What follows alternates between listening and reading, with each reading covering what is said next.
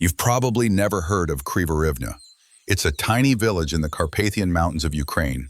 No skyscrapers, no highways, just wooden homes, misty hills, and silence. But what if I told you that this quiet village once stood against some of the most powerful empires in history? What if I told you that its survival is a story of rebellion, resilience, and a deep-rooted identity no empire could erase? For centuries, this land was passed like a prize between kings, czars, and emperors. The Austro-Hungarian Empire, the Russian Empire, the Soviet Union, each tried to impose their own language, laws, and loyalties. Villages like Krivorivnya weren't just forgotten, they were targeted. Ukrainian language was banned, churches were destroyed, traditions were mocked. If you spoke your own tongue or taught your children your songs, you were labeled a traitor or worse. Imagine waking up in your home and being told, your culture no longer exists. There were moments when it all could have ended. During Stalin's rule, whole families were sent to Siberia. Intellectuals were executed. Anyone who tried to preserve Ukrainian identity risked death. Krivorivnya's leaders, teachers, priests, even shepherds, were silenced one by one. Some burned their books to survive, others buried them in the woods. The mountains heard whispers instead of songs. The silence wasn't peace, it was fear.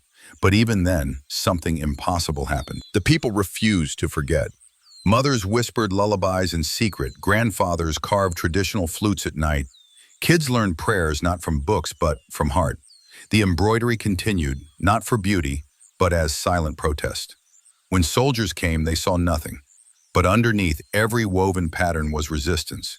Each thread was a message. We are still here.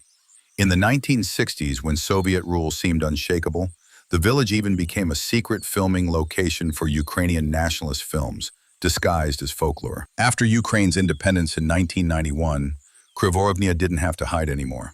The traditions roared back. Hutsuls, an ancient Ukrainian highland people, reclaimed their dress, music, and language with pride. Every year now, the village hosts festivals where thousands gather. They sing the same songs their ancestors sang under threat. They dance the same steps that once got them arrested. Krivorivnya is no longer a village forgotten by maps. It's a symbol, a beating heart of Ukrainian resistance that never stopped pulsing. So next time someone tells you that small places don't matter, remember Krivorivnya, a village that stood taller than empires, a culture that refused to die. These are the stories the world forgets, but they are the ones that define us. If this story moved you, imagine how many more are still waiting to be told. Subscribe for more stories from Ukraine the world hasn't heard. Hit like to help more people discover the spirit of Krivorivnya. And leave a comment. Would you visit a place like this? Would you fight to protect your roots?